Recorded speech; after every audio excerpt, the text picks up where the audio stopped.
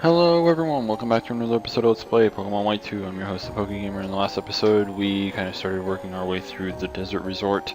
We finished off pretty much everything here. We kind of missed one or two things on the way here, as well as once we got here, of course. So we're going to do the Relic Castle first, and then we're going to go on our way back. We're going to get the things that we missed. Now, I recommend coming here, especially if your team's somewhat reflecting mine. The reason for this is because there's a TM in here that you want to get because it's very useful for the next gym. I mean, like, if you already have a ground type or something that you can use, then, I mean, you're more than welcome to go ahead and use that, of course. But, I mean, there is a move here that helps you with the whole, you know, aspect of Elsa's gym. So I mean, like, if you want to be able to be prepared for that, then you're easily welcome to it, I suppose. But the thing is it's only useful against one of her Pokemon this time around. In the first game, it would have been a lot more useful, just because two of the Pokemon can be hit by it for super effective damage. So, I mean, not to mention that this time around, two of her Pokemon have the ability Static, and for the most part I can't hit it for neutral damage without hitting physically, so it's gonna be a bit tricky. I guess, you know, having a couple paralyzed heals here and there is going to be very useful. I think I had one remaining after my last little ordeal. I think that was either the last episode or the episode before that, and I mean, I get another one in this episode, I believe. So I mean, it shouldn't be that much of a problem. Of course, wasting a turn doing whatever is going to be a pain in the ass, but I mean, what can you really do?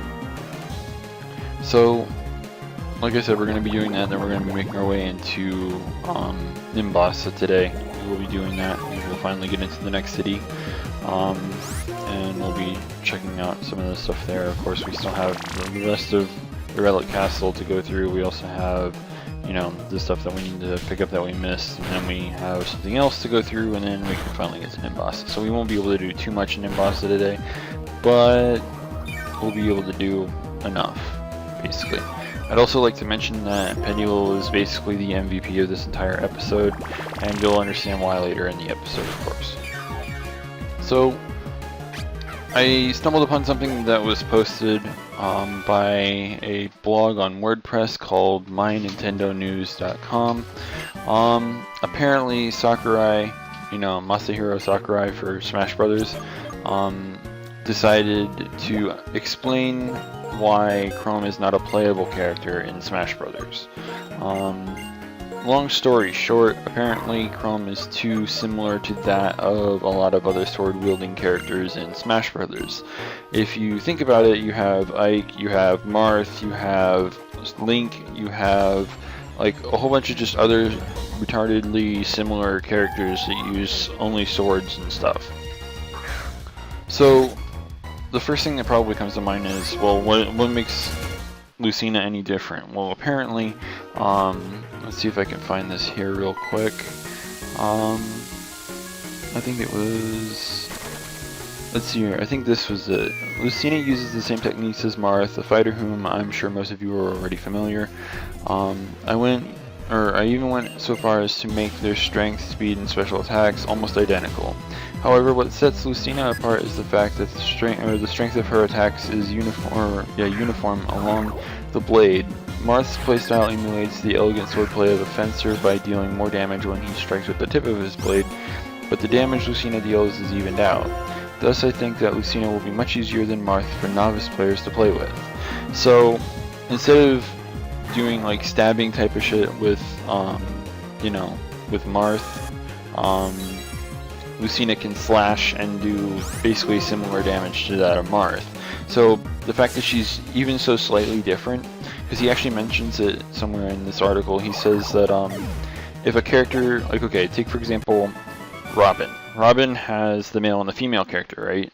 Well, what's different between the male and the female character? There's no difference. So he made them a single character, and you could just, like, they're reskins, like you could change the skin to be a female character, or you know, something like that. The same applies to the Wii Fit Trainer, and I think the Villager. I could be wrong about that. I've never played, you know, I've never played Animal Crossing really.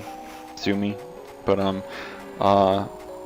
the fact of the matter is they have similar things, so they have reskins instead of a separate character for each of their shit.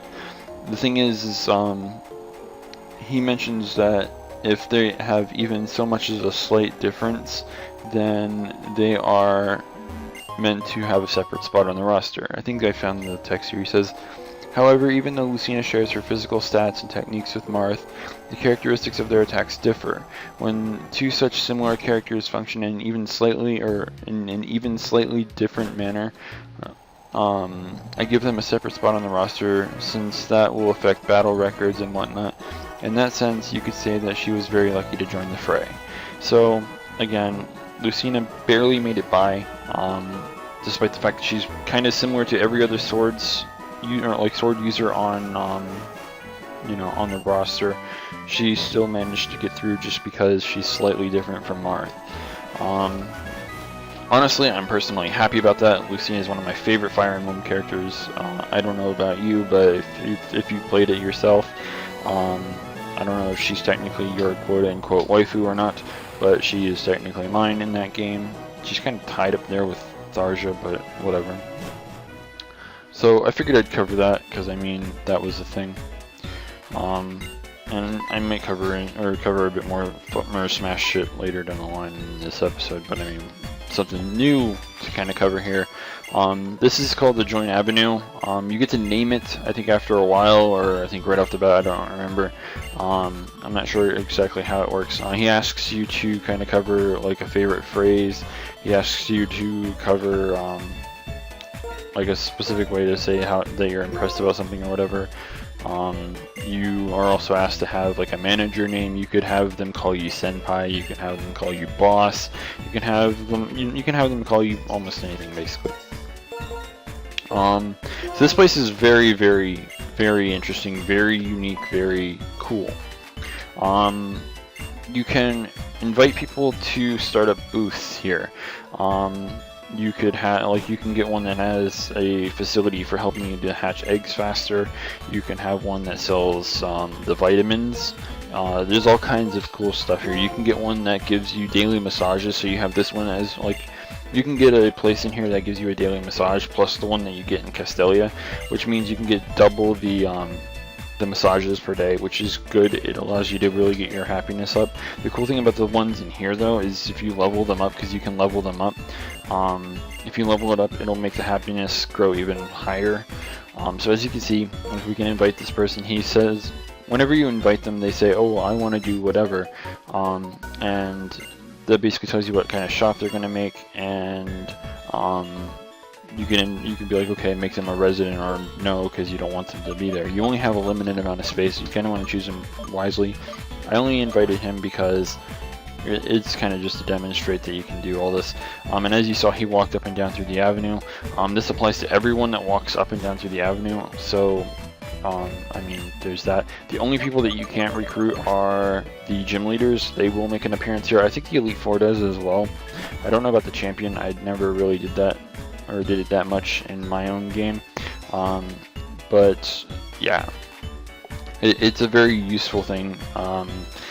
As a result of this, it kind of caused the GTS to go in full overload, and the reason was because early game you can get Magnemite, and for whatever reason people were just like, whatever, let's get Magnemites, and they just started trading Magnemite for Magnemite. Because of this, there was a heavy load on the GTS all the time, because people kept trying to upload Magnemites and trading Magnemites for Magnemites. This way they could get more people in their Join Avenue and do all that other happy crap, you know. So as a result, it just kind of put a heavy load on the GTS. Sometimes it would take a minute or two to actually receive something from the GTS, stuff like that. Sometimes it would even crash, at least it did for me from time to time. And my internet's pretty good. It's solid. It's solid enough to like get on Pokemon X right now, get on the GTS and do a trade and have my Pokemon in like 5 seconds. So like, the fact of the matter is they were really going hard with the Magnemite trading, and even how do I put it? Resource sites, I guess is a good way to put it, like PokeCheck would be very difficult to use because they used the GTS in order to send you something, and despite the fact that you would be redirecting things via the DNS, you would still receive a bit of that lag from the Magnemite stuff, so it was kind of a major pain.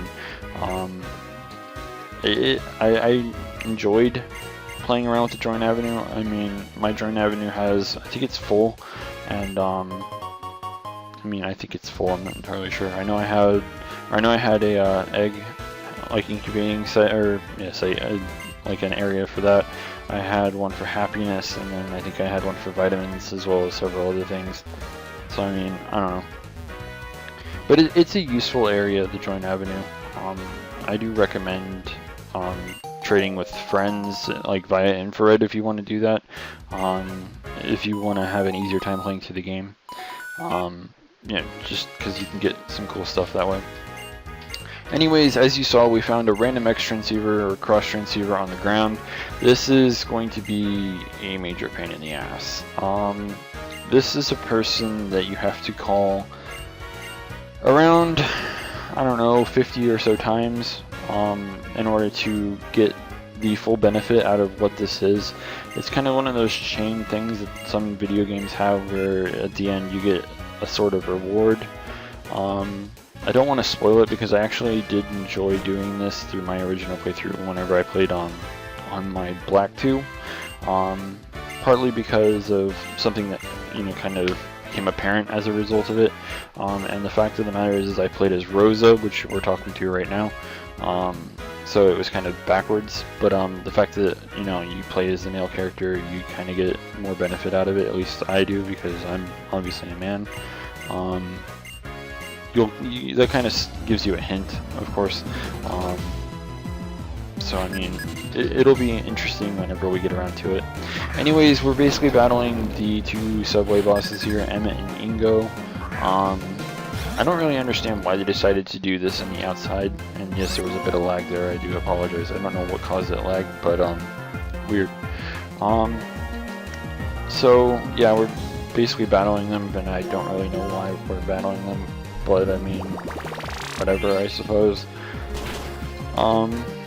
Also, she will carry the starter that is not, like, that was not picked between you and Hugh. I picked Oshawott and he picked Snivy, obviously, so she has the Tepic evolutionary line. This is, I think, the only time you'll see her throughout the entire, you know, playthrough. And there is what I meant by it being MVP. It literally lived a crit that I did not think it was going to live. I don't even know how much damage that would have done normally, but that crit did a lot of damage, so I really don't know what to kind of say about that. I mean, the fact that it lived was absolutely amazing. I was happy that it lived, because the fact that it lived means that if I switch out and kill this girder while it's still alive, even with like 1 HP, it still gains experience, which is always good. One more level and it'll be able to evolve, because it'll be able to get Giga Drain, which is obviously something we want, and I mean, why not? It kind of sucks that Espeon doesn't have Confusion at the moment, or even Psybeam. It'll get it as of the next city, of course, but that's next city, and by then, with the XP share on it, it might already end up having Psychic. So, I mean, I really don't know. I guess I got really unlucky, because I think it gets Psybeam or something at like level 21 or 23, something like that. So, which is better than Black and White 1, if I remember correctly, because I think in Black and White 1, it got Psybeam at level 36. I don't think it had Psychic as a level up move in Black and White 1. I could be wrong, of course, but I mean, that was a thing. Either way, it still got Confusion at a really early level, but I mean, we caught it at level like 18, I believe it was. So there was no way it could really get Confusion, but I mean, again, we got kind of unlucky with how it evolved. So, I mean, whatever. I think it evolved on level 24, if I remember correctly. I can't remember exactly. That was quite a few episodes ago. But yeah. Anyways, since we're almost out of time, in the next episode we're going to continue exploring through Nimbasa, and hopefully we can get started on the gym. And hopefully we can also have another fully evolved team member as of the next episode as well. So yeah, we'll be kind of just doing a huge majority of that in the next episode. So yeah, if you haven't already, don't forget to rate, comment, subscribe, and until next time, this is the PokeGamer signing out.